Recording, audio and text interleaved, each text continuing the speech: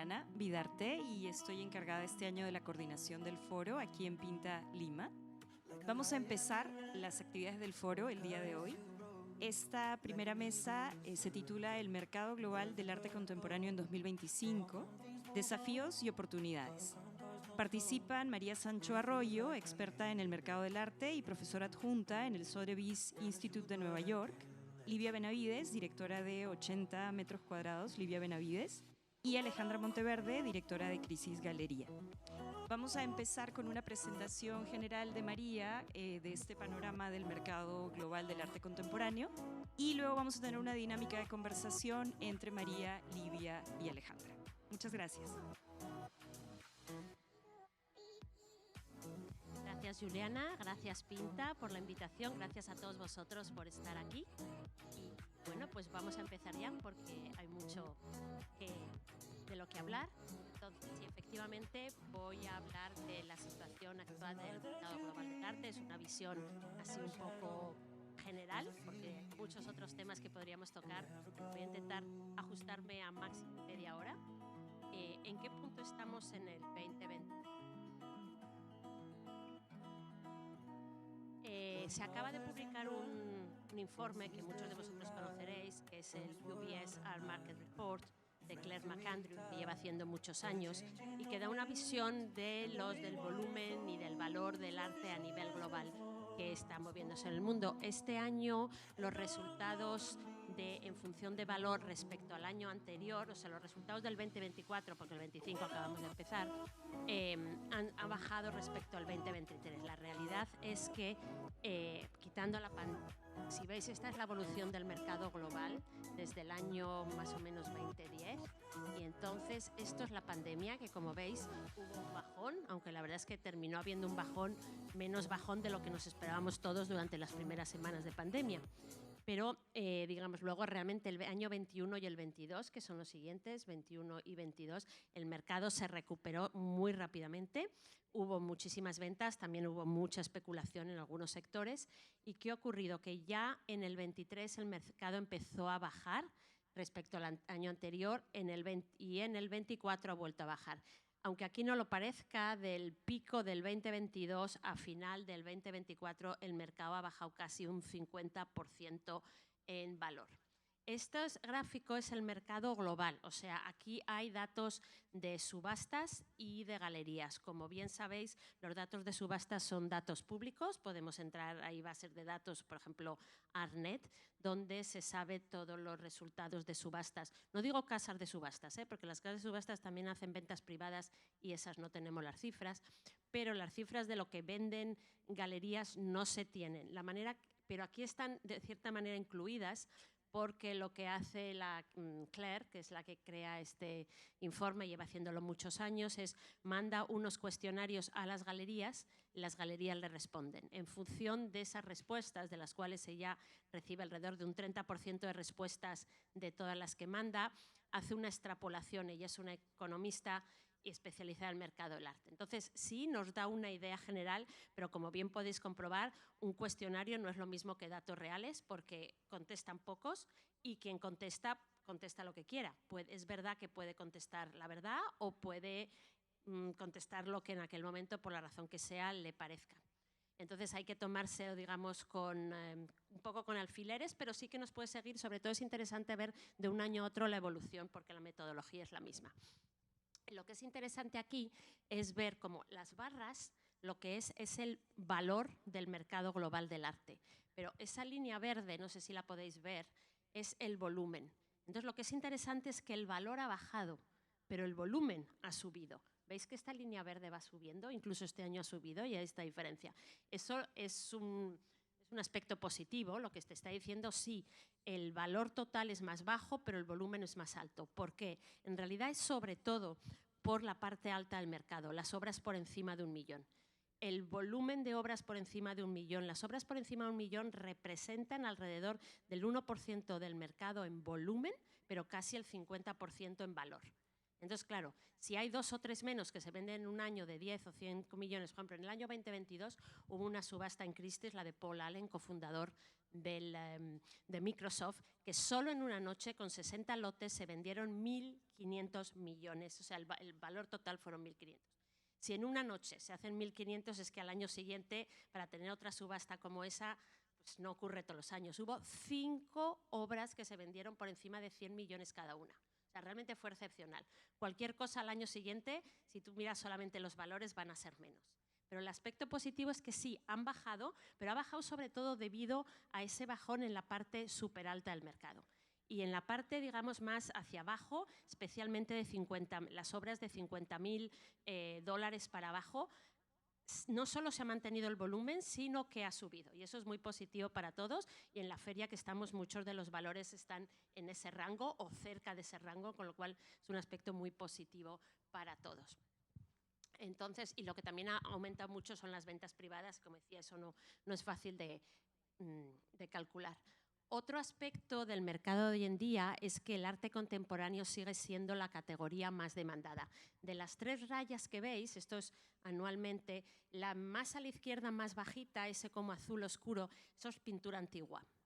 Estos son datos de subastas, ¿vale? Entonces estos datos sí que son fiables, son solo de subastas, pero se puede más o menos extrapolar al mercado en general en proporción. La siguiente, la barra azul clarita, es arte moderno e impresionista. Y la tercera barra, la más oscura, es arte contemporáneo. Entonces, es muy interesante, veis, desde la primera, es el 2014 hasta el 2024, en 10 años, o sea, en el 2014 la categoría que más se vendía en valor, pero también en realidad es en volumen, era el arte impresionista y moderno.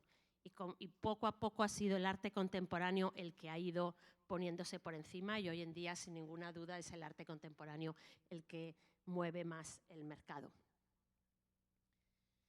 Dentro de todo el arte que se vende, la pintura sigue siendo la categoría más vendida.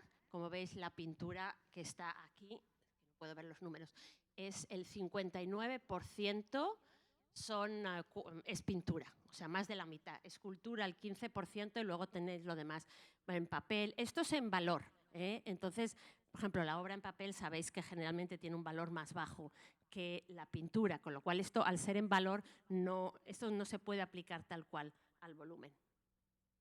Y la otra característica es que los Estados Unidos siguen dominando el mercado con un 43%. O sea, alrededor prácticamente de la mitad del mercado se mueve en Estados Unidos. Y además dentro del mercado de Estados Unidos, el 90% del mercado de Estados Unidos está en Nueva York. Entonces realmente está muy concentrado. Voy a hablar varias veces del mercado de Estados Unidos porque al representar la mitad del mercado total, pues su influencia es muy alta. Como veis, el Reino Unido en el 24, fue un 18%, China un 15%, ha bajado bastante desde hace un par de años y luego tenemos otros países. Cuando es menos del 1% no aparece aquí el país. Entonces, por ejemplo, no os puedo dar cifras de Perú porque realmente en este informe ni se menciona, como tampoco se mencionan muchos otros países. Ferias para el 25 y mirando un poco lo que ha pasado en los últimos meses del 24 y el principio del 25. Ha habido resultados mixtos, bueno, esto siempre ocurre, muchos de vosotros sois galeristas y en unas ferias va mejor que en otras, pero digamos intentando hacer una generalización.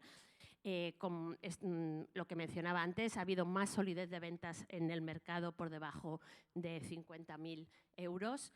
Las grandes galerías, las que se llaman mega galerías o blue chip galerías, a ver, siempre si leéis la prensa después de una feria importante, siempre han vendido todo buenísimo y nada más el mismo día de la feria ya están vendidas las mejores obras. Como bien sabéis, eso en realidad no es una cosa de que llega alguien, lo ve, lo compra y se gasta 1 millón sobre la marcha, sino que es un trabajo anterior donde muchas de las cosas ya están por lo menos apalabradas antes. Entonces, bueno, en realidad tampoco sabemos cuánto es verdad porque es simplemente una declaración de las propias galerías, pero sí que sabemos que mueven un volumen y un valor muy importante. Es verdad que las galerías pequeñas y medianas, con diferencias, pero sí que han sufrido por otras razones que luego también hablaremos, por ejemplo, el aumento de los costes en el transporte y otras razones. También sí que es importante que los museos, las ventas institucionales, sí que siguen, no se han parado, incluso han subido. Y eso es un aspecto muy positivo porque, como bien sabéis, el hecho que una obra de un artista entre en un museo, una institución, va a ayudar a la carrera de ese artista.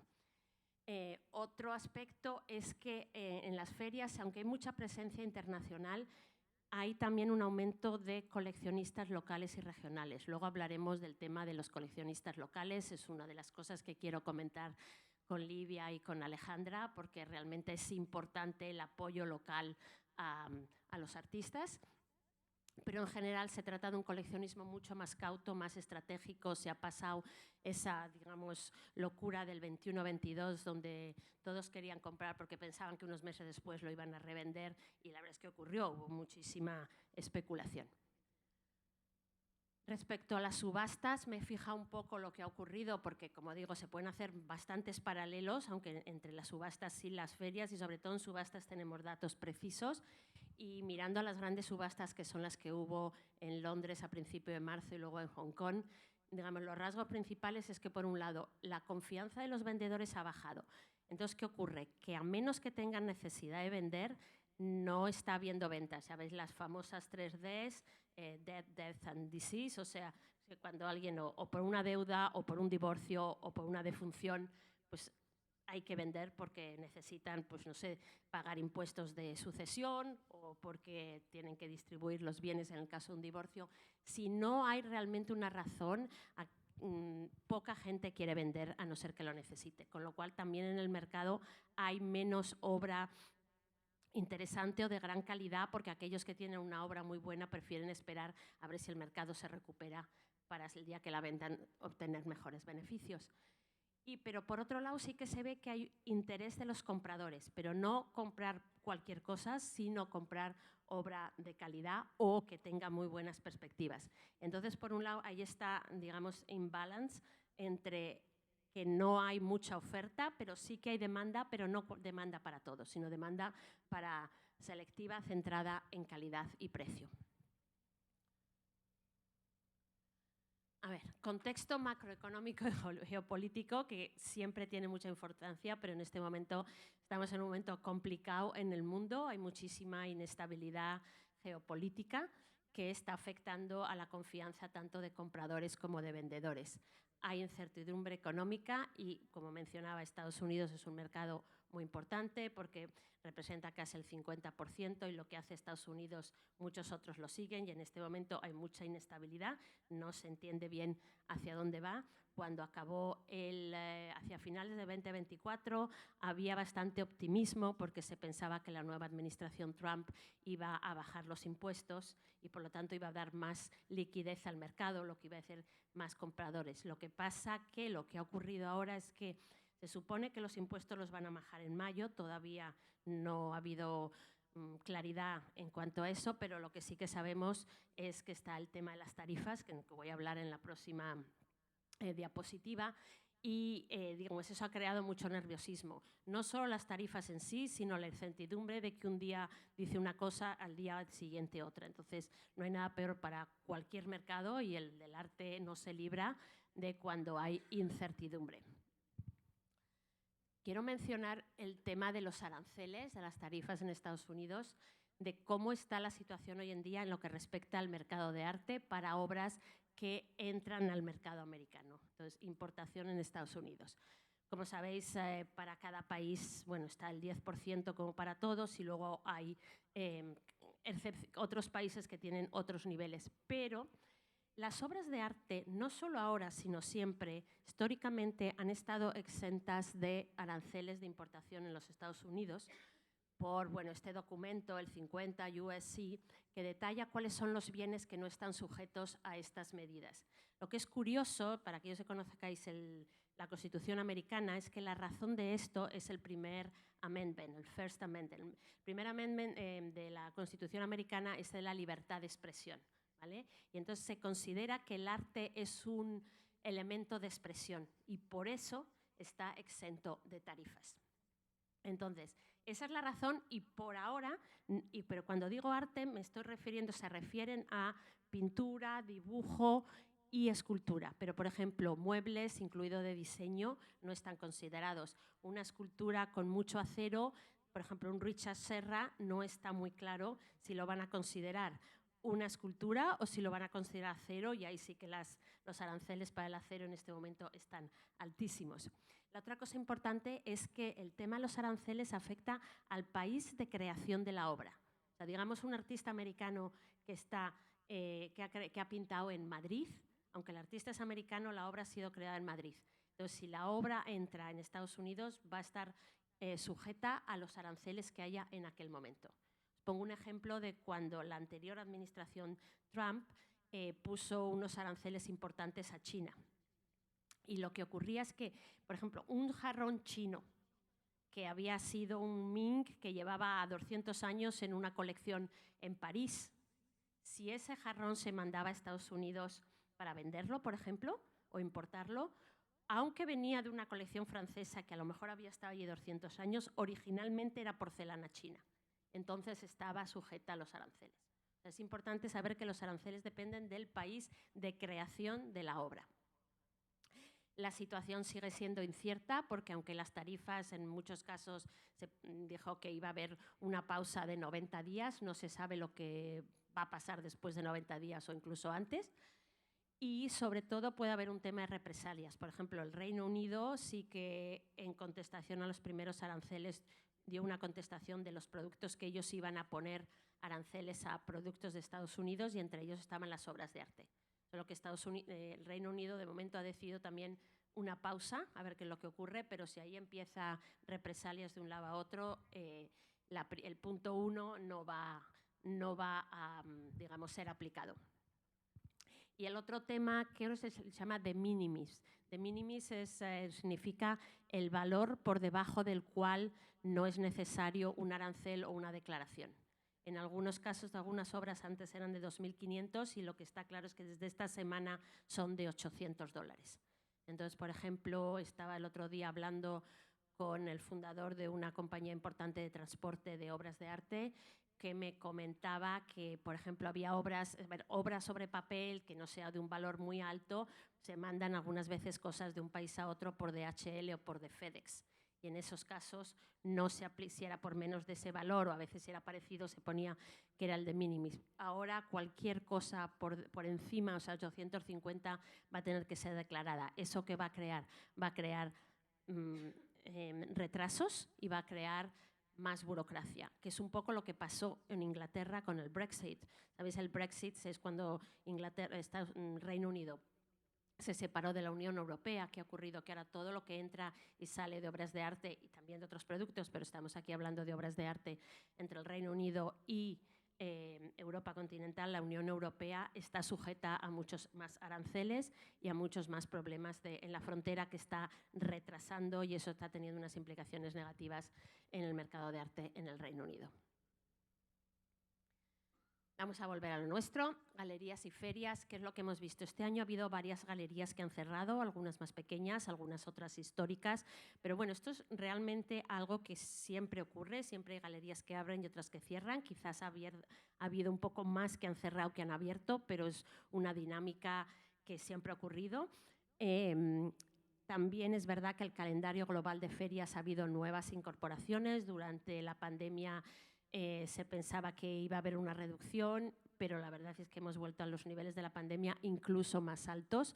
Ahora vienen muchos coleccionistas o entusiastas del arte que sí que están viajando un poquito menos de lo que viajaban antes, lo que por otro lado hace que sea muy importante también tener ferias y actividades a nivel local para seguir dando apoyo a los artistas.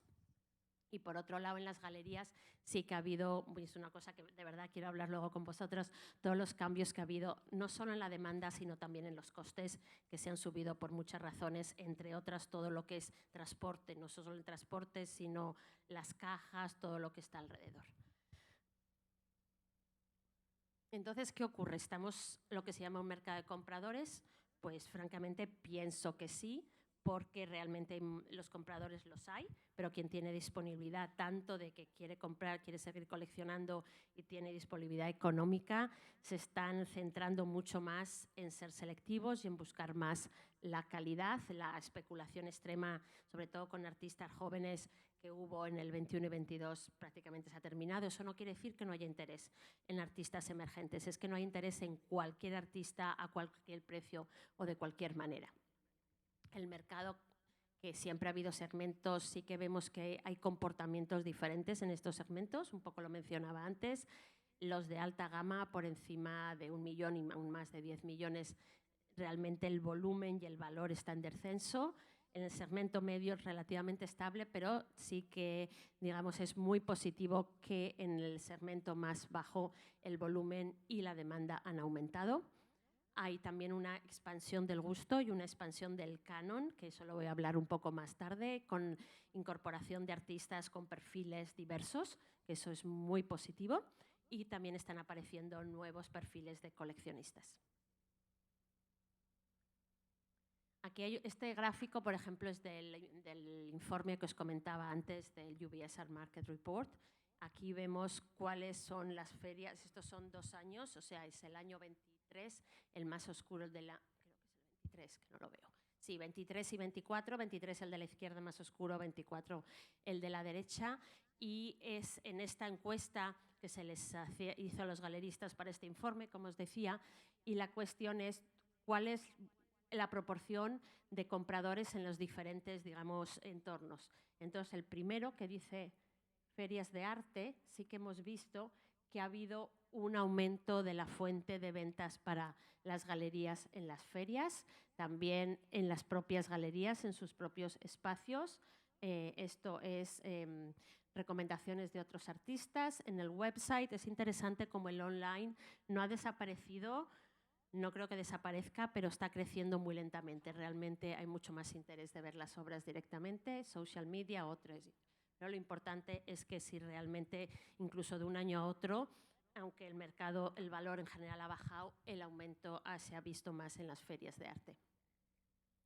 Y también aquí podemos ver que la proporción de ventas según el comprador, los coleccionistas locales son fundamentales para las galerías. Los coleccionistas locales representan un 52%, o sea, la mitad de las ventas que realizan las galerías son con las personas que viven en su entorno, en su región, en su país. Y también, a ver, los coleccionistas internacionales es un 24%, pero es mucho menos que los locales. Y luego hay otros elementos, pero digamos, es importante remarcar la importancia del coleccionismo local. Y todo esto nos lleva a que realmente estamos en un mercado muy selectivo. Hay pocos artistas de los que haya alta demanda, los hay, pero son muy pocos. E incluso para esos artistas, obras muy específicas. Aquí os he puesto una imagen del Magritte que se vendió en Christie's en noviembre por 120 millones de dólares, la obra más cara en subasta del 2024. Los precios están bastante ajustados y lo que han desaparecido son las compras impulsivas. Y los vendedores, por supuesto, por esas razones también son muy más cautelosos y esperan a que un poco mejore el mercado, a menos que lo necesiten. Y ahora quería un poco mencionar cuáles son los artistas y las tendencias en altas de hoy en día. Estos son los temas que voy a tocar. Vamos a ir uno por uno. Sí que se ha visto que una de las tendencias es a dar más valor a pintores históricos revalorizados. Cuando me refiero a pintor histórico, me refiero a un pintor, aquí os he puesto un ejemplo que todos conocéis, Jorge Eyelson. Son artistas que se conocen. En el caso de Eyelson es sobre todo conocido obviamente en Perú porque es peruano, pero también en Italia porque realizó gran parte de su carrera allí. Pero son pintores que están conocidos localmente o dentro de un grupo de coleccionistas y de profesionales, pero no tenían hasta hace poco ese reconocimiento global. Y en este momento, y eso ocurre generalmente en las épocas de crisis, un poco es volver a artistas que, aunque no hubieran tenido ese reconocimiento global, sí que habían tenido un reconocimiento. Están ya en colecciones, están en museos, tienen una trayectoria, hay publicaciones. Todo eso da confianza a los compradores y se está viendo que en muchos casos, ya digo, es uno de los ejemplos en los que se están subiendo bastante. Tengo otros ejemplos. Y también quería comentar que, bueno, este año hay una obra fantástica de Eielson aquí y también obra gráfica de Eielson muy importante aquí en la galería, pero ya en el 2015 en Pinta, en Miami, se vendieron obras importantes de Eielson. O sea, realmente Pinta, y os he puesto varios ejemplos que vamos a ver más adelante, lleva contribuyendo a este reconocimiento de artistas durante muchos años. Hablaba de pintores históricos, también está el tema del reconocimiento tardío, y este es el ejemplo de Carmen Herrera. Carmen Herrera, ahí la tenéis. En realidad ella había pintado toda la vida, pero no tuvo reconocimiento hasta que prácticamente el 2004. O sea, vendió su primera obra a los 89 años. Entonces, pues lo que digo, reconocimiento tardío, y realmente ese conocimiento fue a raíz de cuando una galería empezó a representarla. Y bueno, Federico Saibe fue el primero que la representó. Estuvo también en Pinta Londres y fue allí donde la Galería Leeson la descubrió, y a partir de entonces su carrera empezó a subir rápidamente. Este es un tema que es muy importante y prácticamente necesitaríamos otra charla para hablar de él, pero la importancia de la galería en la carrera de un artista, así como el hecho de que entre en colecciones institucionales, en museos o que se les hagan exposiciones. De hecho, por ejemplo, cuando tuvo en el Whitney Museum, tuvo una exposición individual en el 2017. Os he creado aquí un gráfico. Bueno, este es otro ejemplo. Este es el catálogo de Pinta de Londres del año 2010, donde allí tenemos a Carmen Herrera, que fue cuando realmente fue descubierta de manera espectacular. Y mira, os he creado este gráfico donde, como veis aquí, en el año 2010, es cuando está en Pinta Londres y la Leeson Gallery la reconoce y empieza a representarla. Como veis, empieza a subir sus valores. Estos valores son valores de subastas. Y siendo que Leeson es una galería, para cuando vemos esto ya había muchas otras obras vendidas, solo que no tengo los datos, no he podido crear el gráfico más que con los datos que he encontrado de subastas. Aquí tenemos la exposición en el Whitney y a partir de entonces, como veis, ¡buah!, se dispara. Este fue el récord en Sotheby's, era una venta también muy especial para Charity, con Ofra, que la apoyaba completamente. Entonces, bueno, los resultados de subasta hay que saberlos leer, pero digamos lo que sí que está claro es que una galería seria detrás de un artista y el reconocimiento institucional es lo que lleva adelante a un artista reconocido en muchos aspectos. Estas son dos obras, como veis, muy comparables. Esta en el 2012 ya tenía llevaba 2 años con Leeson y ya se vendió en subasta por 170, pero esta es diferente, pero prácticamente igual. En el 2019, después de haber estado en el Whitney, estamos por encima del $1.000.000. Y esta obra de la izquierda es la que alcanzó el récord de 2,9 millones en Sotheby's, y en el mes de noviembre, esto está en la Casa Blanca, en Washington. La administración Biden, justo antes de irse, había comprado una obra. Es la primera vez que una artista latinoamericana entra en la Casa Blanca, con lo cual también es un hito muy importante. Y de hecho, hablando de arte latinoamericano, no hay duda que cada vez hay un mayor reconocimiento a nivel global del arte latinoamericano, especialmente en Estados Unidos, y no solo en el mercado, sino también exposiciones en museos, en subastas. Este año la Bienal de Venecia, seguro que muchos habéis estado, no solo el curador, sino también todas las obras que estaban expuestas, le ha dado muchísima visibilidad, con lo cual vamos a ver en los próximos años la consecuencia de esto. Y ha habido en muchos artistas, desde históricos redescubiertos a artistas emergentes, que cada vez son más conocidos y reconocidos a nivel global. Aquí os he puesto otro gráfico, me gustan los gráficos, como veis. Estos son los diferentes categorías de arte. Esta que más ha crecido es arte contemporáneo. Es obvio, como mencioné antes, es la categoría que más ha crecido, pero si la vemos en otras, por ejemplo, arte americano, arte británico, impresionista, la segunda que más ha crecido, está morada. Esto es arte latinoamericano. Entonces es también muy positivo ver que de todas las categorías realmente, o sea, no es solamente que este año ha habido una bienal o que ha habido una exposición, es que realmente poco a poco cada vez hay más reconocimiento. Aquí no vais a ver los números, pensaba que saldría un poco más grande, pero esto es también, aquí están, también son datos de subastas, pero en diferentes regiones del mundo se han visto si ha habido un crecimiento respecto al año anterior o no, y vemos que en todos ha habido más para abajo, en el Reino Unido menos 12%, en Europa menos 28%. Los únicos países, o sea, regiones en los que ha subido ha sido en Corea, Corea del Sur, en South Asia, que incluye India, que está subiendo mucho en el mercado, y Latinoamérica. O sea, que realmente es muy positivo el panorama que hay.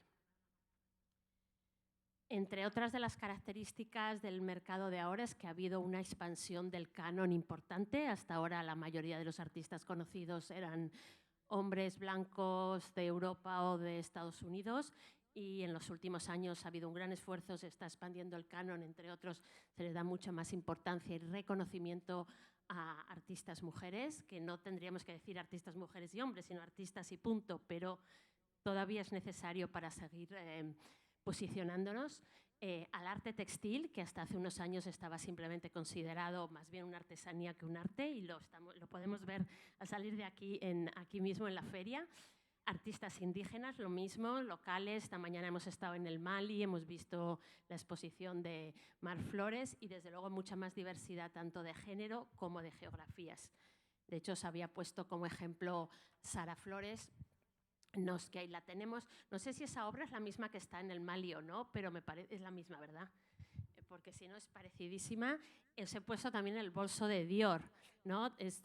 También es un hito importante. La verdad es que cada vez hay más sinergias entre la moda y el arte, especialmente con el arte contemporáneo, y no hay duda que el hecho que una empresa de lujo como Dior y otras, por ejemplo Louis Vuitton lo ha hecho con otros artistas, estas sinergias le dan muchísimo empuje y validación. Otro tema quiero comentar es el del ultracontemporáneo o pintura mojada. Pintura mojada suena fatal en español, lo que pasa que es la traducción del inglés wet paint, que se usa muchísimo en Estados Unidos, que son aquellos artistas relativamente jóvenes, o sea, nacidos a partir de 1975. Es con aquellos con los que hubo muchísima especulación en el 21 y 22. Entonces esta especulación realmente ha bajado. Sigue habiendo interés, pero mucho más selectivo. Ya no es cualquier artista y cualquier obra de ese artista. Y los propios artistas también lo han entendido, y han entendido que un crecimiento demasiado brusco no es bueno para sus carreras, porque igual que sube luego puede bajar y es muy difícil volverlos a posicionar, con lo cual ellos mismos también están mucho más atentos y saben de la importancia de trabajar con una galería para un crecimiento sostenido. Aquí en este gráfico veis estos para artistas ultracontemporáneos, son datos de subasta, ¿eh? Entonces, como veis, aquí es el 2020, mirar qué subidón en el 2021. El 2022 baja un poco, va en 3, y estos son los datos del 2024. Entonces, realmente la especulación ha bajado. El 2024 estamos a los niveles prácticamente del 2018, que es lo normal para ese tipo de artistas. El otro tema, surrealismo, es también algo que está de moda. Aquí sí que no es que sean artistas históricos desconocidos. Como veis ahí tenéis a Leonora Carrington con la obra que se vendió en Sotheby's en mayo y que entre otros compró Eduardo Costantini, y ahora está en el Balba en Buenos Aires. Y bueno, era una artista conocida, no es que era desconocida, pero realmente sus valores se han disparado. Un poco la combinación de surrealismo, mujer artista. También hubo en la Bienale del 2022, Cecilia Alemani, dentro de la Bienale había una sección dedicada a mujeres surrealistas, y sí que hemos visto que a partir de entonces todo el arte de las mujeres surrealistas ha subido enormemente. Esta es una obra excepcional dentro de la carrera de Leonora Carrington, que como sabéis, aunque nació en Inglaterra, realmente su carrera artística sobre todo la desarrolló estando en México, y hoy en día se le considera una artista latinoamericana.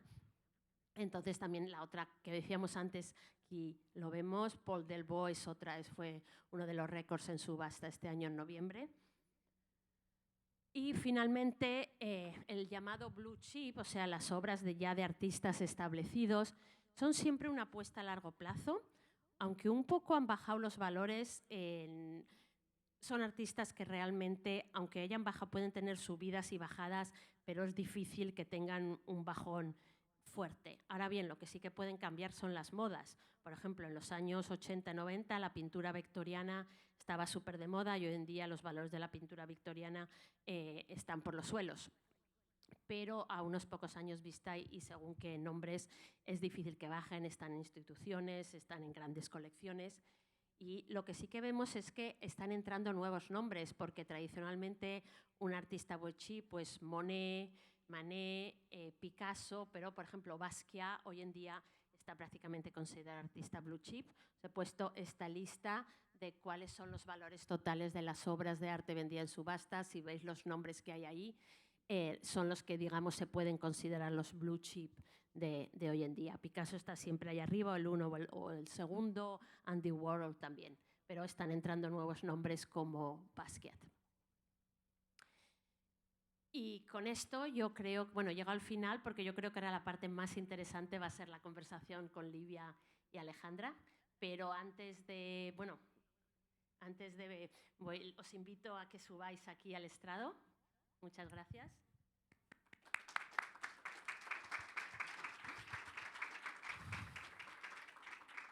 No sé si alguien quería hacer alguna pregunta de lo de antes o quizá a lo mejor al final, después de la conversación, ¿no? Que saldrán cosas más interesantes. ¿Tenemos otro micrófono o voy pasando este? Ah, vale. Espera, vamos a poner esto un poco más ahí para que Lidia pueda coger agua si quiere.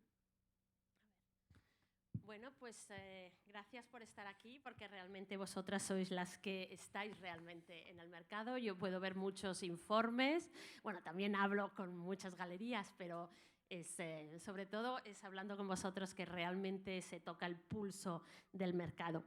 Entonces, quería empezar, quiero referirme a los temas que he estado mencionando antes, para ahora tener vuestra opinión desde galerías de Lima, Perú, pero también galerías que tenéis una proyección internacional importante. Entonces, tras este crecimiento que hemos visto en el mercado y luego que ha bajado, este bajón del volumen y del valor crea muchos desafíos. ¿Cómo ha afectado este ajuste global de precios y de volumen a vuestra programación o estrategia comercial? ¿O lo habéis notado o a lo mejor no lo habéis notado? ¿Quieres empezar tú?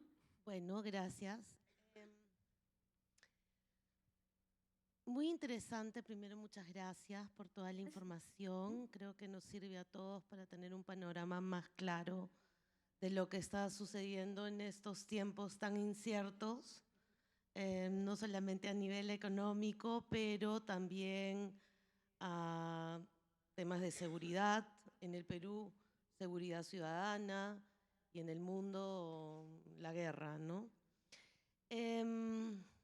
Es una muy buena pregunta. Estaba justo también leyendo sobre el volumen, ¿no?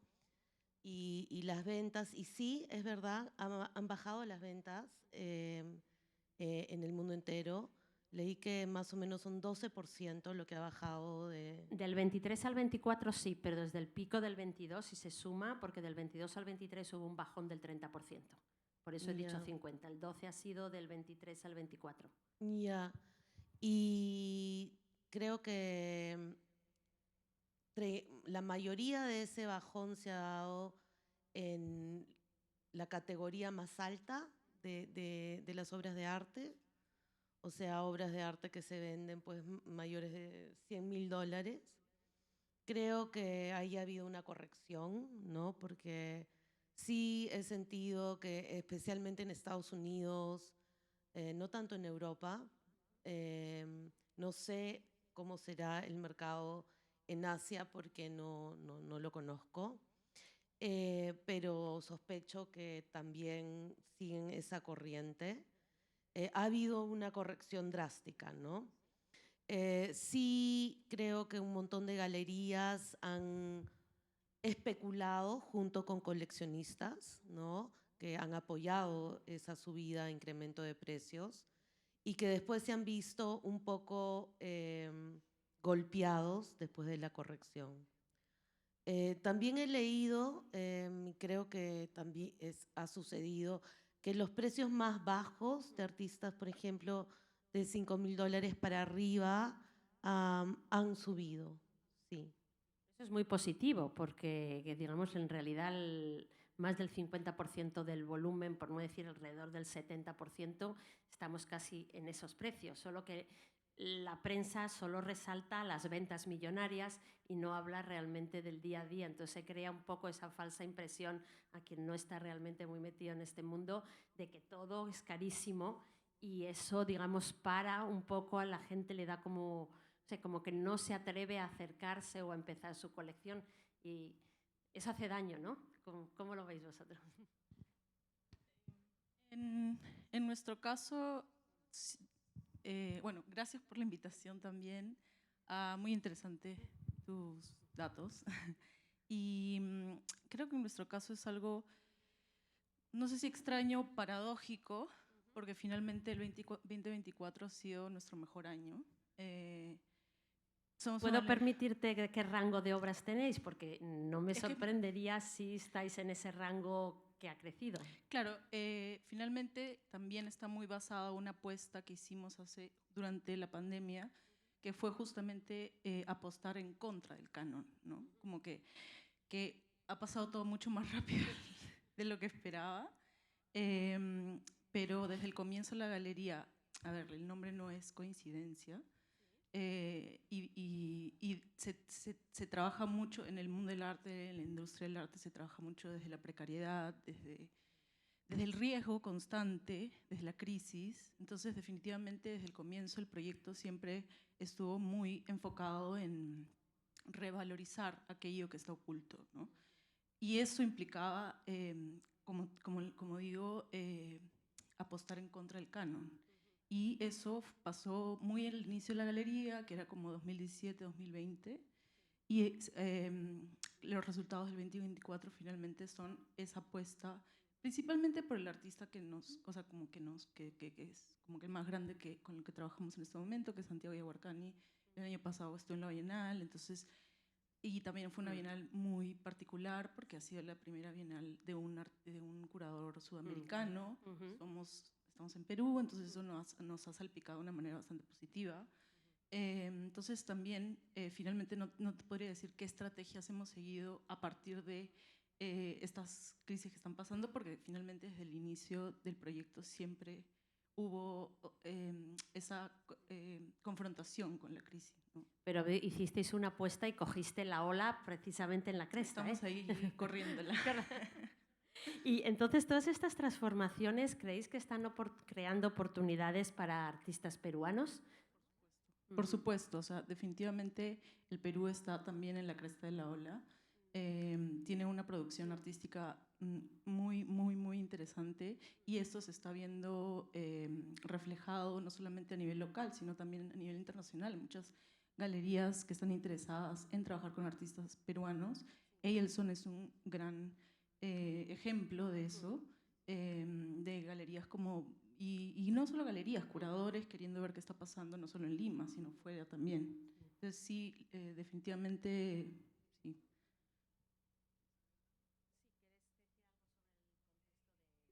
De nuevos cánones y artistas un poco diferentes, que no el canon de antes, desde tu punto de vista, que representas, bueno, tienes a Sandra Gamarra, tienes a, bueno, tú misma.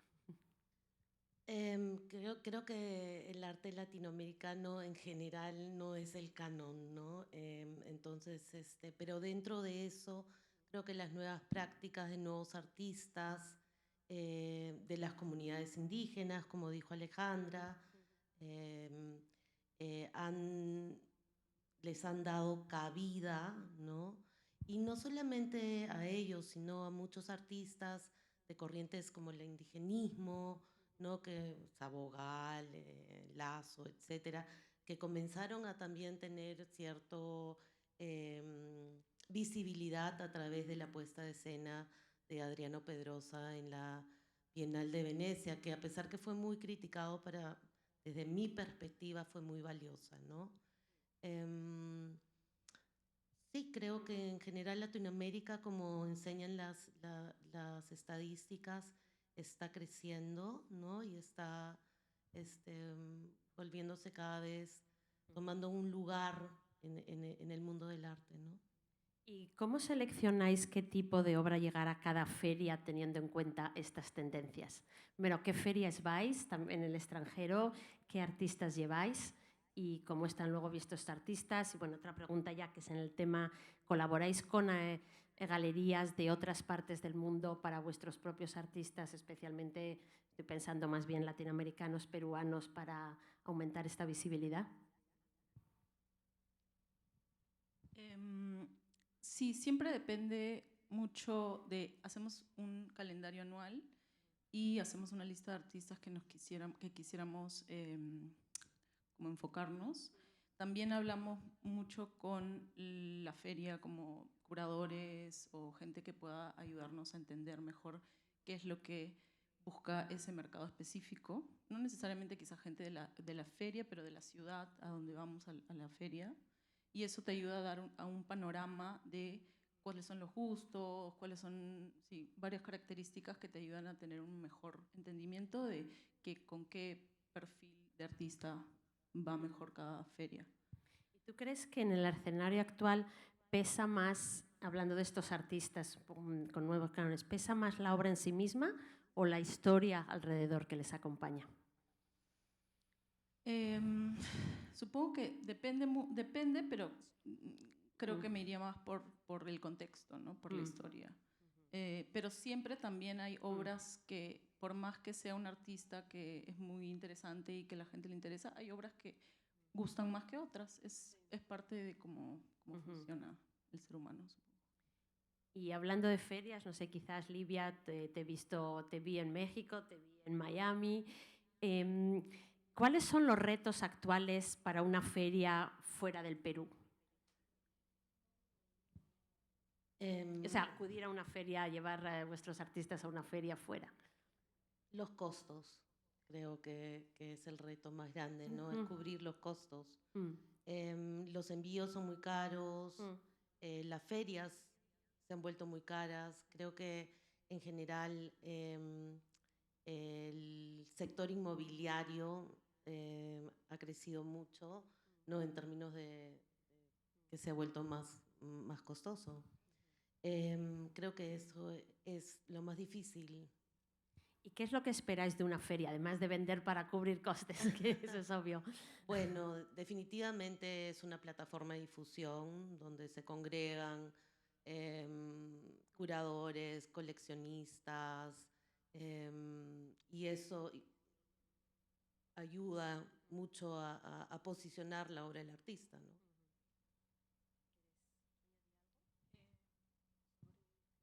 Sobre, digamos, los retos de participar en ferias internacionales fuera del Perú, donde pues sí, los costos son más altos. Sí, o sea, definitivamente a nosotros que estamos en Perú nos cuesta mucho más ir a una feria en Londres porque los pasajes, el transporte, todo termina siendo más caro. Y también las comunidades sociales, ¿no? O sea, no solamente es tener que romper costos más altos, sino entrar a un contexto completamente nuevo, ¿no? Unas personas, finalmente el mundo del arte es muy social, ¿no? O sea, es de amistades, de gente que conoces y entablas relaciones, y esas relaciones toman tiempo en hacerse. Entonces, por eso también nos toma, normalmente uno va a una feria pensando en que no vas a ir solo una vez. Normalmente piensas que, ok, la primera quizás vaya en pérdida, pero tengo que pensar ok, voy a hacer esta feria y en el segundo, tercer año ya me va a ir bien porque voy a ver. Entender quién es el perfil del coleccionista local o del que acude a aquella feria. O también hay ferias que no va bien y simplemente, bueno, no vuelves. Pero la idea es que esa construcción de relaciones sociales toma bastante más tiempo a alguien que es de otro continente, ¿no? Sí. Y hablando de esto, ¿qué rol juega el coleccionista local, los coleccionistas locales en la sostenibilidad de vuestra galería para, digamos, apoyar también esa presencia internacional? O sea, en realidad un coleccionista local es importantísimo para una galería. Finalmente, pienso que localmente Todavía es un poco pequeño ese grupo de coleccionismo. Nosotros, el porcentaje mayor de ventas es fuera del Perú. Algo que no pasa, por ejemplo, con mis amigos, colegas argentinos, colombianos o, bueno, los brasileños y mexicanos más todavía.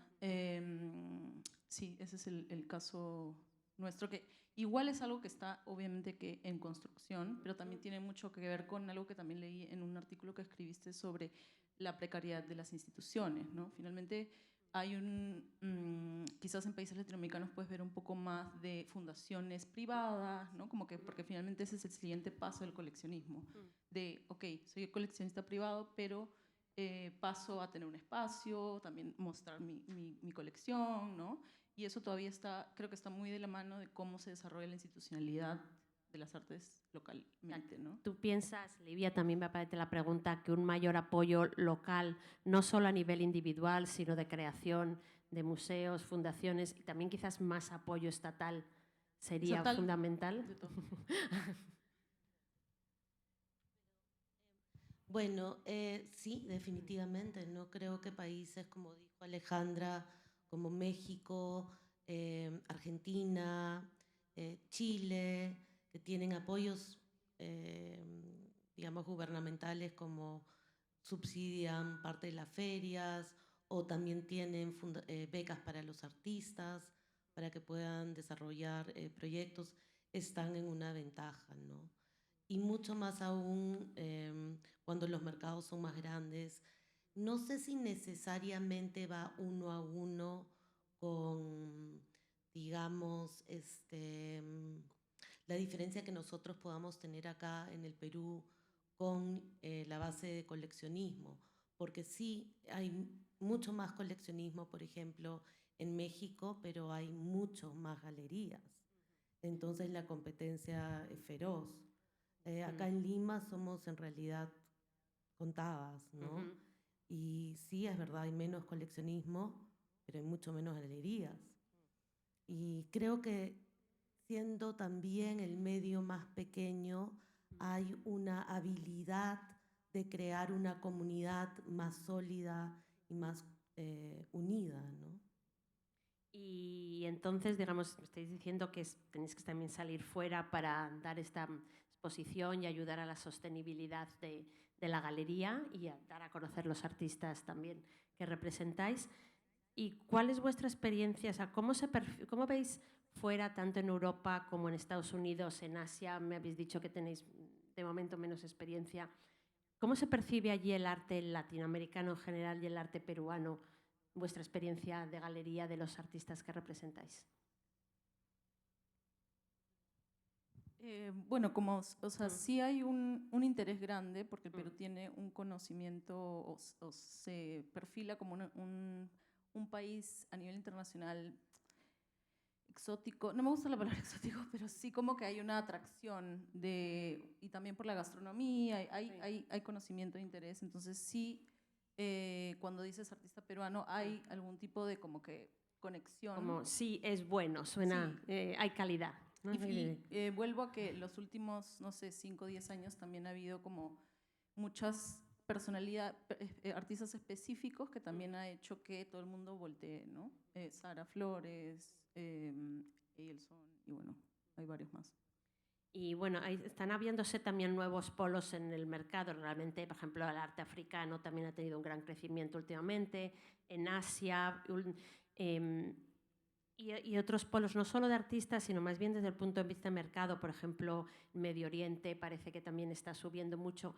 ¿Estáis presentes en alguno de esos mercados o todavía, digamos, no? Es mejor, digamos, concentrarse en Estados Unidos, Europa.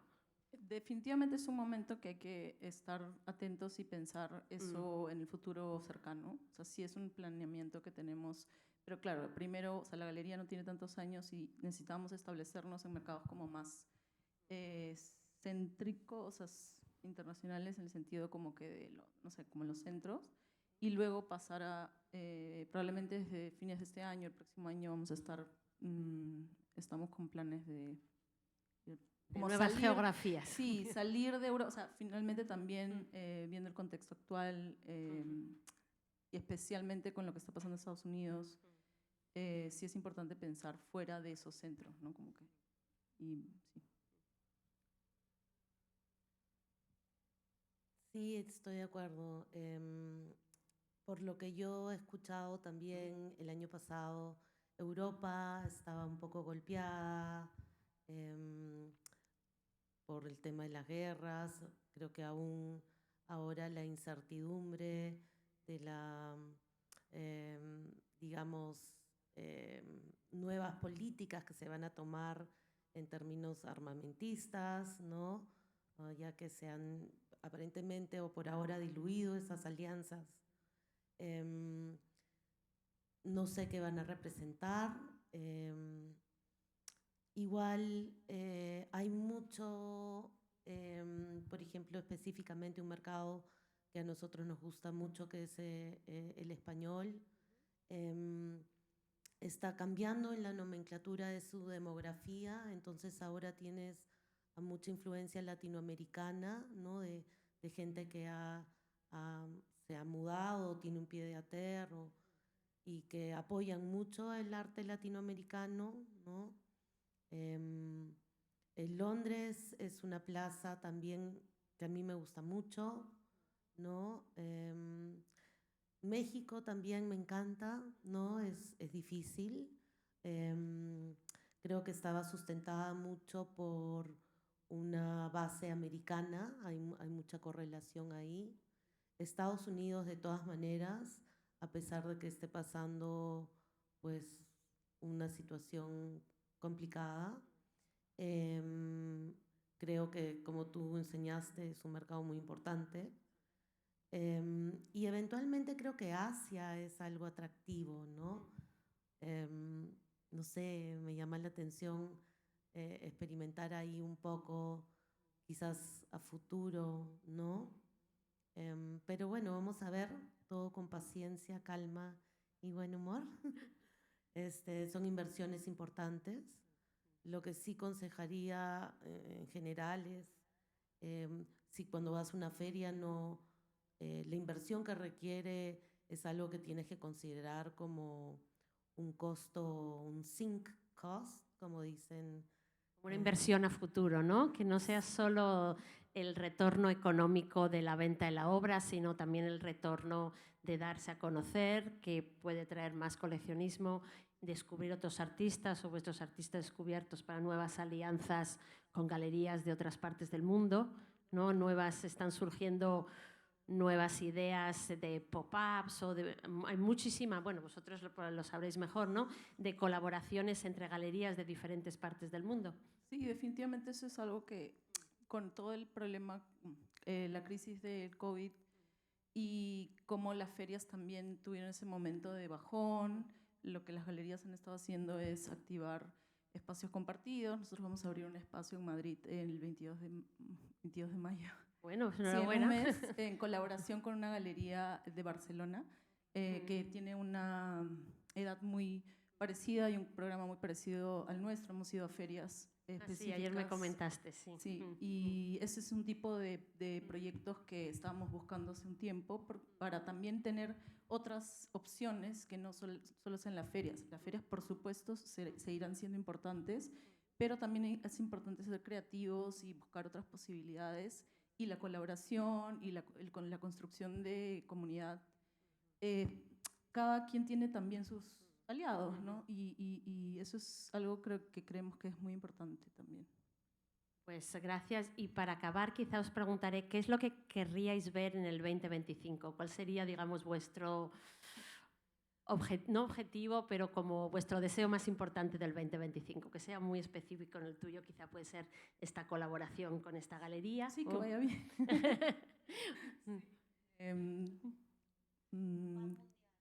Va mundial. Que acabe Falta la nos guerra, hace a todos, sí. Sí, eso estaría bueno.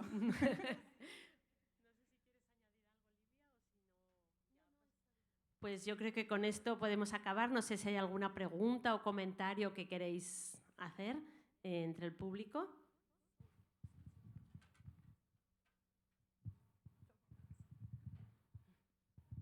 Hola, gracias a todas por la conversación y la ponencia.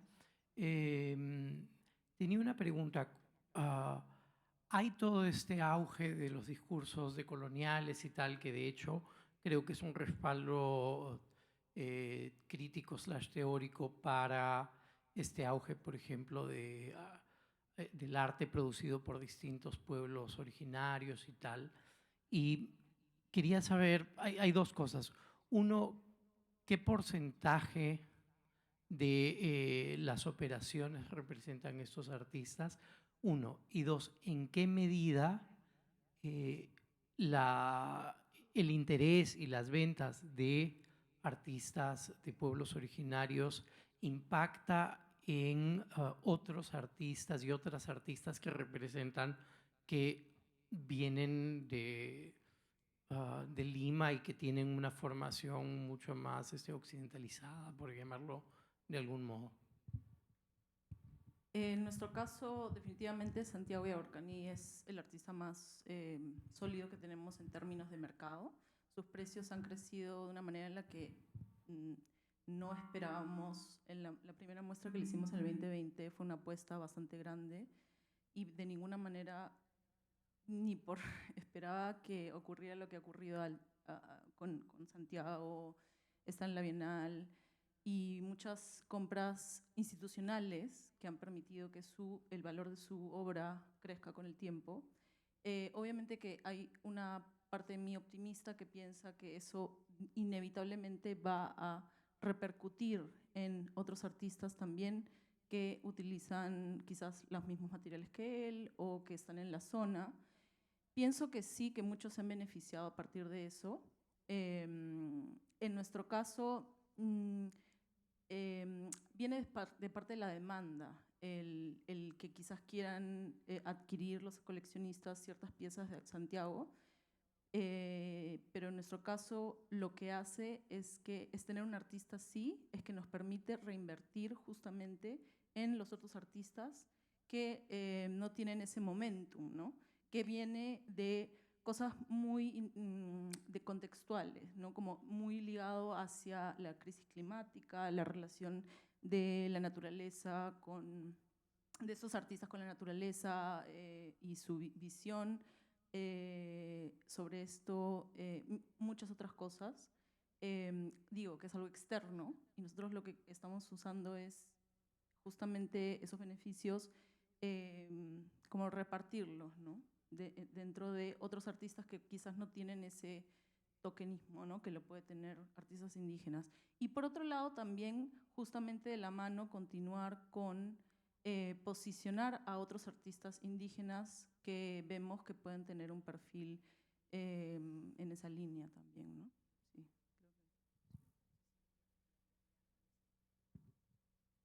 Bueno, nuestro portafolio es un poco más variado, ¿no? Tenemos también y representamos y apreciamos el arte indígena. Para nosotros son importantes en términos de justamente decolonizar el arte contemporáneo e introducir otras prácticas que han sido relegadas y que no han sido consideradas y tratar de incluirlas en el canon. Creo que ahí se va a depurar mucho, ¿no? Hay muchas preguntas sobre qué son prácticas ancestrales, tradicionales y qué expresiones se suman a la expresión individual artística. Creo que eso va a ser interesante de ver cómo se desarrolla. Sí me cuestiono a veces si son burbujas también, ¿no? Y si van a haber correcciones, ¿no? Todas son estas preguntas que el tiempo las va a responder. Otro ejemplo, por ejemplo, el hecho de los artistas que son mujeres, digamos que es una cosa que siguen creciendo y que yo creo que en el mundo en el arte contemporáneo están ya no es una diferencia que haya que hacer, ya están reconocidas bastante. No digo de antes, digo jóvenes de ahora, pero sí que yo, por ejemplo, he notado en otra categoría que también ha habido mucho crecimiento, el arte africano o afroamericano, que también ha tenido un gran boom. Ahora un poquito ha bajado, aunque yo creo que sí que se ha mantenido, y probablemente, ¿no?, si ocurre lo mismo, quizá no sea tan boom, pero el hecho que está allí a lo mejor ya no crece de manera tan espectacular, pero ya no va a desaparecer. O sea, pienso lo mismo en términos del arte indígena, porque finalmente es algo que cómo puede ser posible que hasta el día de hoy hayan sido invisibilizados realmente. Entonces es como un nuevo momento que siento que es, sí, a ver, como las burbujas, sí, es interesante también como ver y pensar los crecimientos de valor y hasta qué punto puede seguir creciendo o si se va a sostener el tiempo, y sí, solo el tiempo lo dirá. Pero claro, también está mucho en las apuestas y en el trabajo conjunto y de la mano para que eso siga ocurriendo también, ¿no?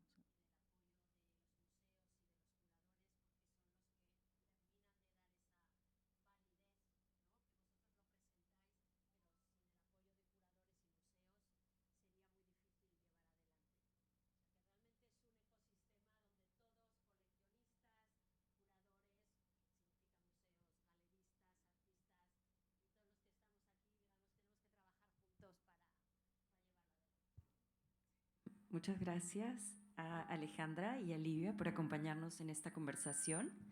Queremos aprovechar que María nos acompaña hoy para tener la oportunidad de que nos cuente un poco sobre su última publicación. Ella nos va a contar sobre el libro Inversión o Pasión, una guía para navegar por el mercado del arte. Sí, voy a ser muy breve porque ya estáis un poco cansados de oírme. Simplemente quería mencionar que, bueno, yo llevo 35 años trabajando en el mundo del arte, la mayoría en el mercado. Actualmente, los últimos 7 me dedico a la docencia en el Sotheby's Institute, pero también en México, en la Universidad Centro, y doy charlas por muchos sitios.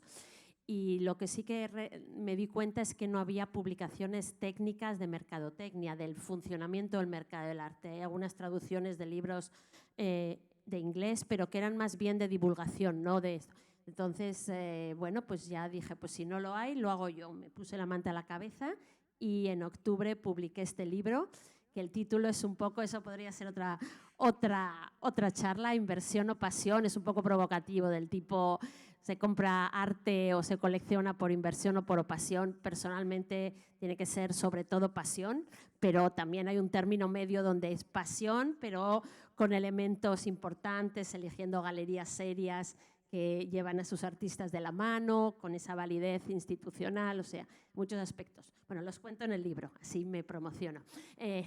Simplemente, hay que decir, lo publiqué y he traído unos pocos ejemplares que están ahí, si alguien quiere comprarlo y se lo puedo dedicar, y si no, lo podéis encontrar la edición digital en Kindle o digital en Amazon, en, ¿cómo se llaman? Hay varios sitios, ¿no? Y en libros está en Amazon Estados Unidos y en Amazon México, no está en Amazon Perú, pero llega. Tarda más, pero se puede encontrar. Donde más fácil se puede comprar es en España, pero bueno, yo me he traído unos pocos porque eso, pero entonces si a alguien le interesa, encantada. Y bueno, es mi pequeña aportación, pero yo digo que una vez dentro, si os lo leéis, porque la pregunta que todo el mundo hace, y supongo que os la harán millones de veces, ¿es una buena inversión? Pero a ver, ¿qué inversión? Sin duda es una buena inversión cultural, pero compra algo que te guste y lo disfrutes. O sea, comprar porque piensas que se va a doblar de precio y se va a subir y vas bueno, venderlo por el doble no ocurre, y al revés, incluso en grandes colecciones puede que una pieza o dos, o máximo el 5% de la colección, se revalorice financiera económicamente mucho. Realmente, si habláis con los grandes coleccionistas, lo hacen por pasión, no por inversiones, es otro tema. Pero dedico un capítulo a el arte como inversión para intentar resolver algunas dudas. Muchas gracias. Si alguien lo quiere hasta el final, lo voy a estar firmando.